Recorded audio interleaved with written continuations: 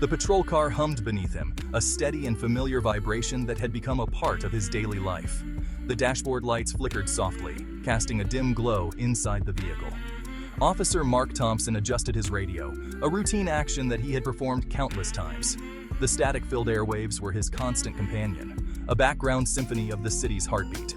It crackled with the everyday chatter of a city at work, snippets of conversations, dispatch calls, and the occasional burst of laughter from fellow officers. Mark patrolled his beat with a sense of duty and familiarity. It was a rhythm he had grown accustomed to, a comforting routine that brought a sense of order to the chaos of urban life. He knew every street corner, every darkened alley, and every hidden nook where trouble might brew. The city was a living, breathing entity, and he was one of its guardians. Today, however, something felt different. A tension hung in the air, a premonition of the unexpected. The usual hum of the city seemed to carry an undercurrent of unease. Little did he know, his shift was about to take a sharp turn. As he turned a corner, his senses heightened, and he felt a surge of adrenaline. Mark spotted a figure darting across the street, moving with a sense of urgency that immediately caught his attention. The man was moving with a frantic energy, his eyes darting around nervously, as if he were being pursued by unseen forces. Something about him seemed off. Mark decided to investigate, his instincts telling him that this was more than just a random passerby. This seemingly insignificant decision would launch him into a whirlwind of events, a series of moments that would test his resolve and his training. As he stepped out of the patrol car, he felt the weight of his duty pressing down on him, knowing that every action he took could have far-reaching consequences. Mark called for backup, his voice steady but urgent. He knew that in situations like these, every second counted. The city, with all its unpredictability, demanded vigilance and quick thinking. Drawing his weapon, he approached the suspect cautiously, every muscle in his body tense and ready for action. The night was filled with the sounds of the city, but in that moment, all he could hear was the pounding of his own heart. The suspect, realizing he had been cornered, tried to flee, but Mark was quicker. With practiced precision, he apprehended the man, securing him in handcuffs. The adrenaline rush began to subside, replaced by a sense of accomplishment and relief. As Mark drove the suspect to the station, he reflected on the night's events. It was a reminder of why he had chosen this path, the unpredictable nature of the job and the importance of being ever vigilant. The city never slept, and neither could its protectors. "Hold it right there!" Mark shouted, his voice commanding in the stillness. The figure froze, his back to the officer. Fear radiated from him. The man hesitated for a second, then bolted. An adrenaline surge shot through Mark. This was no ordinary runner. This was a man running for his life. The chase was on. Mark sprinted after him, his heavy boots pounding the pavement. He could hear the man's ragged breathing. He was getting closer. The chase led them into a maze of alleyways, a concrete jungle under the dim city lights. Just as Mark was about to close in, the man stumbled, falling hard. He lay there, defeated and trembling. Mark stood over the man, his hand resting on his holster. He could see the fear etched on the man's face. "What's your name?" Mark demanded, his voice firm. "Jake," the man gasped, his chest heaving. "My name is Jake." Mark could see the desperation in Jake's eyes. It was the look of a hunted animal. "What did you do, Jake?" Mark asked, his voice softening slightly. Jake looked around, his eyes wide with panic. "I didn't do anything," he blurted out, "but I saw something I shouldn't have." He confessed that he had witnessed a brutal crime, a gang killing. Now they were after him. Mark listened to Jake's story, his gut churning. This wasn't a simple case of petty theft or vandalism. The details Jake provided were intricate, painting a picture of a well-coordinated operation. Mark's mind raced as he tried to piece together the puzzle. Every word Jake spoke seemed to add another layer of complexity to the case. This was organized crime. Mark felt the weight of his badge. It wasn't just a symbol of authority. It was a reminder of his duty, his commitment to justice. The badge felt heavier than usual, as if it was burdened with the gravity of the situation. He knew that the decisions he made in the coming hours could have far-reaching consequences. He was sworn to uphold the law, to bring criminals to justice. But a nagging doubt crept into his mind. The lines between right and wrong seemed to blur in the dim light of the interrogation room. Mark had always prided himself on his ability to read people, to discern truth from deception. But now, he found himself questioning his instincts. Could he trust this stranger? Was Jake telling the truth? The stakes were high, and Mark couldn't afford to make a mistake. He scrutinized Jake's every gesture, every inflection in his voice, searching for signs of deceit. But Jake's story was consistent, his fear palpable. Mark's training told him to be cautious. He'd seen his share of liars and manipulators. He knew how easily people could fabricate stories to save their own skin. But there was something different about Jake. His fear seemed genuine, his desperation real. Mark couldn't shake the feeling that there was more to this story than met the eye. Yet something in Jake's voice, the raw terror in his eyes, resonated with Mark. It was a look he'd seen before in victims who had been pushed to their limits. The kind of fear that couldn't be faked. Mark felt a pang of empathy, a connection that made him want to believe Jake's story. It felt real. He found himself battling with an internal conflict. On one hand, he had his duty to uphold the law, to remain objective and detached. On the other hand, he couldn't ignore the human element, the possibility that Jake was genuinely in danger. The conflict gnawed at him, making it hard to think clearly. Was he looking at a desperate criminal or a terrified victim?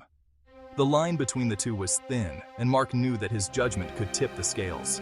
He weighed the evidence, the emotions, the risks. Every decision, every action had the potential to change lives. His decision could mean life or death. The responsibility was immense, and Mark felt the pressure mounting. He took a deep breath, steeling himself for the choice he had to make. In that moment, he realized that the struggle within him was just as significant as the battle against crime. It was a test of his integrity, his compassion, and his resolve. Suddenly, a roar shattered the silence. A black van screeched around the corner, its headlights flooding the alley. That's them. Jake cried out, scrambling back. They were armed. Mark knew he had to act fast. Get in! Mark yelled, pulling Jake towards his patrol car. He shoved Jake into the passenger seat and jumped behind the wheel. The engine roared to life as they sped away, the van in hot pursuit. Mark weaved through the city streets, pushing the car to its limits. He could hear the screech of tires behind him. They were gaining. Mark knew he couldn't outrun them forever. He needed a plan, a way to lose them. He spotted a rundown warehouse district. It was a labyrinth of abandoned buildings, perfect for shaking off a tail. He veered off the main road, the patrol car bouncing over potholes. They were going off-grid. The warehouse was dark and dusty, filled with the remnants of forgotten industry. They hid in the shadows, their breaths echoing in the silence. They were trapped, but at least they were alive. For the first time, Mark had a chance to catch his breath, to look at Jake. He saw the fear, but he also saw a flicker of hope. The silence in the warehouse was broken only by the dripping of water. The air was thick with tension. Mark knew they couldn't stay hidden forever. They needed a plan, a way to turn the tables on their pursuers. We can't stay here. They'll find us. Jake nodded, his face grim. Mark's mind raced. He needed to think like a cop and feel like a protector. An idea began to form. He would use his knowledge of the law, his understanding of police procedure to bring down the gang. He would need Jake's help, his eyewitness account. It was a risky plan, but it was their only shot at justice. The plan was set in motion. Using a burner phone, Mark contacted his captain, a man he trusted with his life. He laid out the situation, the danger, and the opportunity. A sting operation was organized, a carefully orchestrated trap to catch the gang red-handed. It was a race against time. The warehouse became a hive of activity. Undercover officers moved in, setting up surveillance, their faces grim. They were the city's best, ready to take down the criminals who had terrorized their streets for too long.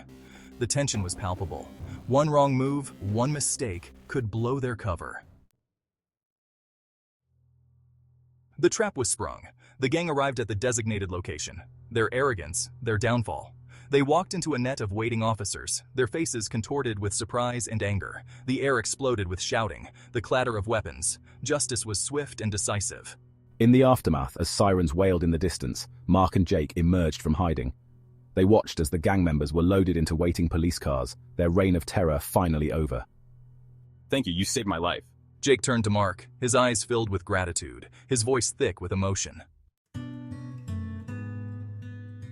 Mark stood on the rooftop of the police station, the city lights twinkling beneath him. The cool night air brushed against his face, carrying with it the distant hum of the city that never slept. From this vantage point, the world seemed both vast and intimate, a sprawling metropolis filled with countless stories, each one a thread in the intricate tapestry of life. He thought about the events of the past few days, the chase, the fear, the triumph. The adrenaline that had coursed through his veins during the pursuit, the moments of doubt that had gnawed at his resolve, and the ultimate victory that had brought a fleeting sense of relief. Each memory played out in his mind like scenes from a movie, vivid and unrelenting. He had stared into the abyss of his own beliefs and emerged changed. The challenges he had faced had forced him to confront the very core of his identity, to question the principles he had once held as unshakable truths. In the quiet solitude of the rooftop, he found himself grappling with the realization that he was no longer the man he had been. He had learned that sometimes the line between right and wrong, between duty and empathy, could be blurred. The black and white world he had once navigated with such certainty had given way to shades of gray, where every decision carried weight and consequence. He had faced moral dilemmas that had tested his integrity, forcing him to balance the demands of his duty with the compassion he felt for those he encountered. He had broken the rules, trusted his gut, and in doing so, he had rediscovered his purpose. The rigid protocols that had once defined his actions had become constraints, and in moments of crisis, he had found the courage to follow his instincts. It was in these moments of defiance that he had uncovered a deeper sense of meaning, a renewed commitment to the ideals that had first drawn him to the badge. He had found redemption in the most unlikely of places, in the eyes of a stranger who had become his ally. Their paths had crossed by chance, but the bond they had formed was forged in the crucible of shared adversity. In the eyes of this stranger, he had seen a reflection of his own struggles, and together, they had navigated the treacherous terrain of trust and loyalty. He was no longer just a cop enforcing the law. The badge he wore was a symbol of authority, but it was also a reminder of the responsibilities he carried. He had come to understand that his role extended beyond the confines of the law, that true justice required a deeper understanding of the human condition. He was a protector, a shield against the darkness. The city was a place of both light and shadow, and he had taken it upon himself to stand as a guardian, to protect those who could not protect themselves. It was a role that demanded unwavering resolve, a commitment to face the darkness without flinching. And he knew, with a certainty that settled deep in his bones, that he would never be the same. The experiences of the past few days had left an indelible mark on his soul, shaping him in ways he could not yet fully comprehend. As he gazed out over the city, he felt a sense of clarity, a newfound determination to embrace the complexities of his journey and to continue walking the path that lay before him.